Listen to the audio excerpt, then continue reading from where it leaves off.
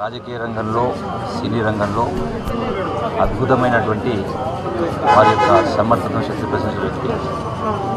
చాలామంది సాంకేతిక నిపుణులకు అలాగే కళాకారులు కూడా కొత్త వాళ్ళని పరిచయం చేసి గొప్ప వ్యక్తులుగా తీర్చిదిద్దినటువంటి వ్యక్తి ఈరోజు మన మధ్యలో లేకపోవడం తీరని లోటు.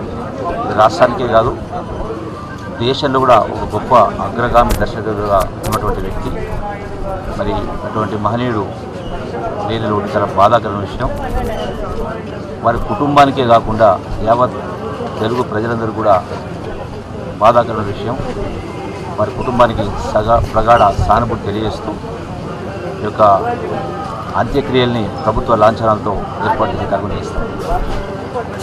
దాసరి నారాయణరావు గారు కుటుంబ సభ్యులకి మాత్రమే కాకుండా మిత్రులకి సైతం చలనచిత్ర రంగంలో ఉన్నటువంటి వారు ఎవరికైనా సరే ఎటువంటి కష్టం వచ్చినా నేనున్నాను అంటూ వారికి అండదండగా నిలిచేటువంటి పెద్ద మనసు ఉన్నటువంటి వారు దాసరి నారాయణరావు గారు.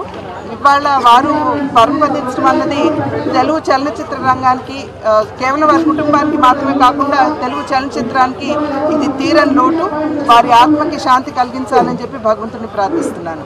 దేవుడు మంచి వాళ్ళని ఎందుకు తీసుకుపోతాడో కూడా ఇప్పటికీ ఇది ఒక అర్థం కానటువంటి ప్రశ్నే. ఇది ఏదైనా ఇండస్ట్రీ మాత్రం పూర్తిగా చూపు కోల్పోయిందని నేను ఫీల్ అవుతా ఉన్నాను. దాసరి నారాయణరావు గారు లేనటువంటి సినిమా చిత్రసీమను ఊహించలేనటువంటి పరిస్థితి. ఏవైనా ఆయన ఆత్మకి శాంతి కలగాలని, ఆ కుటుంబ సభ్యులకు మనశ్శాంతి కలగాలని కోరుకుంటా ఉన్నాను.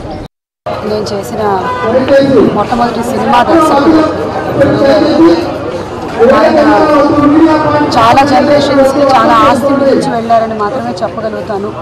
బట్ ఆయన లేకపోవడం అనేది చాలా పెద్ద లాస్, ఎవరూ తీర్చలేదు. నేను సోల్ రెస్ట్.